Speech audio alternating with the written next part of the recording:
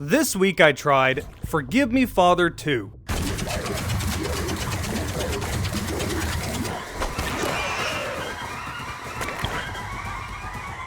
Just in time for Halloween. Hey, Jarek here, and the first Forgive Me Father looked really good visually. Gameplay wise, it kind of felt almost like it was going down a checklist of boomer shooter requirements, but it wasn't bad. It was a pretty solid 7 out of 10. Just not enough for me to really get invested and think about playing it all the time. That is not true with Forgive Me Father 2. This game surprised me with how much they've learned. It is a very solid game. I didn't even realize that I put 9 hours into it by the time I beat it. It felt like a couple. I was having a lot of fun. This is where I'm obligated to tell you that this video is sponsored by Fulcrum Games, the publisher behind Forgive Me Father 2. However, I've always had a good relationship with Fulcrum, and whenever they want to sponsor a video, they just send me an email and says, "Got a new game." That's it, just make a video of this new game. No bullet points to talk about, no requirements, just enjoy the game. So they have a lot of faith in what they put out. And in their defense, they generally do a very good job finding developers that people usually wouldn't look at. I mean, Fulcrum is the same publisher that found hidden gems like You Are Empty and Necrovision. Yeah, same people. They also publish Dread Templar, so they generally have a good beat on what's good and not. That said, if something is amiss, I am going to be honest with you. I've made negative reviews of sponsored videos before, so that is what it is. They did, however, send me a list of things to try to entice me to cover the game, so let's look over those bullet points and see if they're right or not. Over 8 hours of gameplay. As I said, this took me about 9 hours to beat, so that is true. New Game Plus mode. Yep, that exists. 23 levels, including 4 boss fights. Yep, that's true. 24 weapons. This is mostly true. I'll talk about that later. 18 active and 22 passive Dark Tome effects. That is true. 21 enemy variants. There are a lot of enemies in this game, so yeah, that is true. And 75 secrets to be found. I cannot confirm whether this is true or not because I am terrible at finding secrets. They do show you at the end of the levels though, so yeah, this is true. First things first, let's talk about the most obvious thing this game has going for it. Its visual presentation. I don't know where to start. This game looks wild. I guess we'll start with the formalities. You have all the graphic settings that you would expect, and in my experience, this is a very solid PC release. It runs on Unreal Engine 5, so it has the most advanced suite of stuff you would expect to see in a game. As for performance, I was getting well over 60 FPS at 1440p, and really never had any issues throughout the game, with the exception of one level. The snow level, which is not the longest level, it's actually fairly short.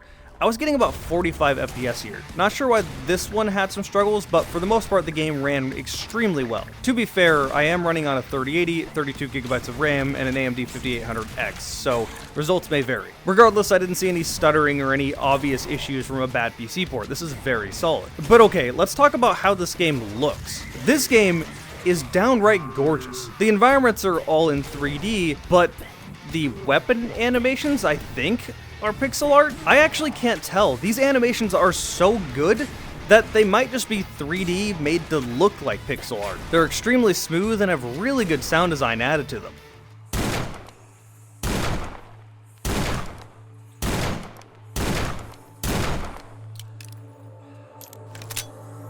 The same thing applies to the enemies, although these are obviously pixel art. But man, I don't know what artists they have behind this project, but they're extremely talented. The ability they have to come up with these bizarre guns and all of these bizarre enemies and all these different environments, which are quite varied, by the way. I really just can't do anything but gush. This is the strongest element of this game. As you are playing throughout the game, it won't feel like you're jumping from level to level in random environments. You see, you play as the priest from Forgive Me Father 1, except the game starts with you waking up in an insane asylum that's completely empty, with a voice in your head. Get up. Bad things knocking about. There's something wrong with this place. That's for sure. Wake up. About darn time.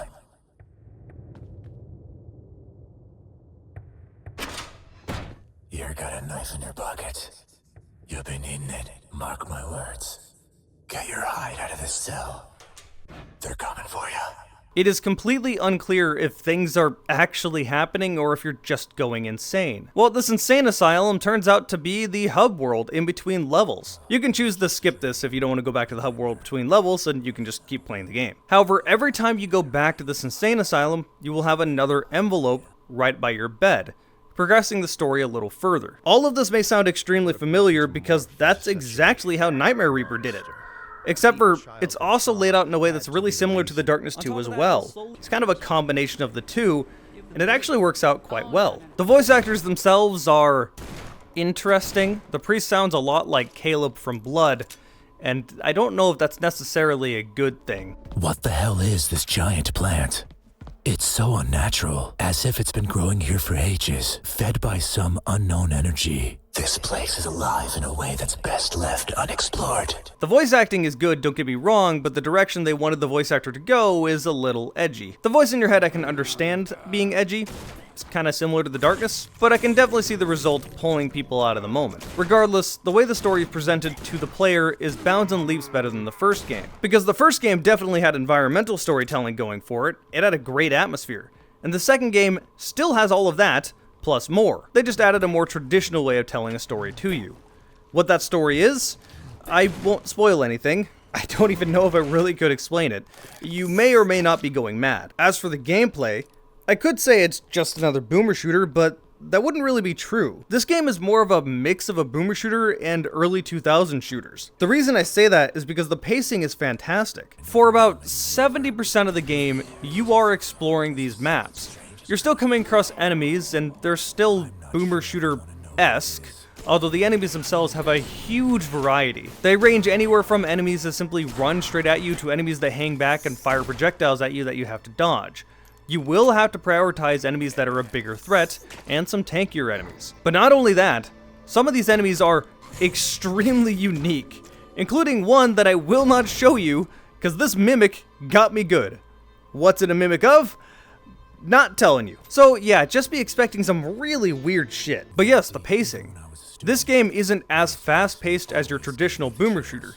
Most of the time. It's not too rare to be stuck in a completely dark environment, needing to charge up your windable flashlight. It goes full Doom 3 every once in a while. Your weapons do also have to be reloaded, although there is a backpack reload, which is nice. It's more of a Half-Life 2 style backpack reload, where if you don't pull the weapon out for a period of time, it will just reload on its own. I like this as a middle ground between having no reloads and needing to reload. It doesn't get in the way when you occasionally get into the boomer shooter action. You see, on every level there are quite a few different rooms that you walk into, get locked into, and then need to kill all enemies in the room. So yeah, this is more traditional boomer shooter, tons of enemies running at you, just shoot all of them. This isn't infrequent, by the way. I would say about 40% of the game is this boomer shooter, arena shooter kind of stuff. And it gets a lot more frequent towards the end of the game. Oh, and I almost forgot, this is the full release of Forgive Me Father 2. No early access here, it's done and ready to be played. But yeah, this pacing is done in a way that doesn't feel boring or stale. The environment is so atmospheric that I want to explore it. I want to know what the hell is going on. But also, it's not completely empty. There are things happening. There are scripted sequences with enemies. Instead of locking me in an arena time and time again with enemies, it allows me to progress forward. This totally stopped this feeling of the game feeling grindy, as if I'm doing the same thing too much and then getting bored. Anyway, at the end of the level, it'll tell you how many enemies you killed and give you all your stats. I'm still really bad at finding secrets, by the way. This is where you have the option to go back to the asylum or continue on to the next level. I always went back to the asylum to see what was going on.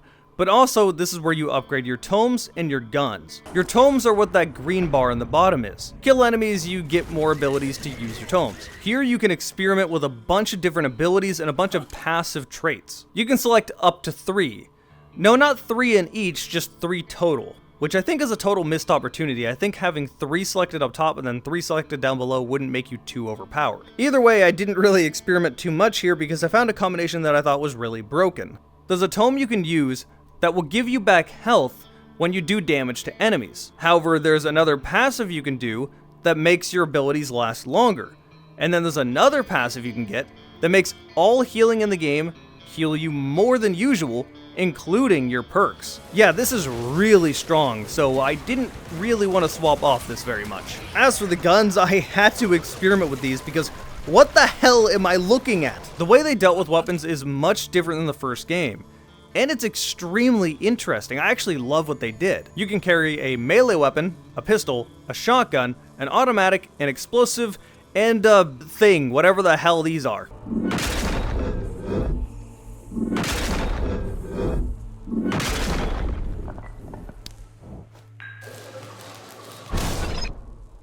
So you may think to yourself, alright, what's so special about this? Traditional boomer shooter arsenal. But this is more of a combination of your traditional boomer shooter arsenal and a more loadout styled game. Don't freak out, I never said the words Call of Duty, it doesn't function like that at all. So in this asylum, when you upgrade your weapons, these aren't really upgrades, these are more like side grades. As you're exploring through levels, you'll find tokens, and that's what you use to buy the side grades for these weapons. And these get really bizarre. For example, the shotgun can either be a traditional pump-action shotgun or a very strong double barrel. This is a bolt-action shotgun that has more range than the other two, but shoots a little bit slower than the pump-action.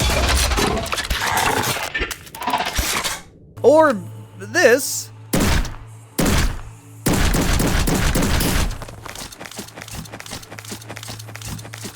This is a fully automatic shotgun that does less damage than the other ones. Now, admittedly, in the shotgun category, this is kind of just whatever you feel like using. Yes, they're different playstyle-wise, but they're all still shotguns. The other ones start to vary a lot. Let's take the pistol, for example. The starting pistol is a revolver. This thing is effectively a sniper. Extremely strong, you can pop headshots across the entire map. In fact, it's so useful, I don't blame you if you decide to never stop using it. The one criticism I do have with these weapons is that there's not many long-range options. So the revolver is really useful, and it's kinda hard to get me to not use it. That said, you do have options. Like turning the pistol into a shotgun pistol that's a heart.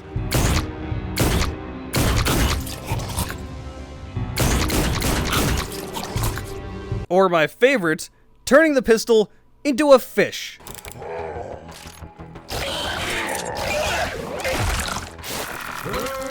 A fish that dumps bullets at minigun speeds, holy shit! This thing is so strong. However, you might notice something immediately. This replaces the revolver. And like I said, the revolver is really useful to be able to snipe people. You obviously can't do that if you're using a minigun fish. So you'll need to supplement this long range with one of the other options from another category. This loadout system actually reminds me the most of Far Cry. Yeah, you may be able to use a sawed-off double barrel as a pistol, but if you were just using a Desert Eagle, well, then you're gonna have to change your loadout a little bit to compensate for that. And that's effectively what you're doing here, except for with Lovecraftian horrors. Let me just show you some of my favorite animations in this game, because they get so weird.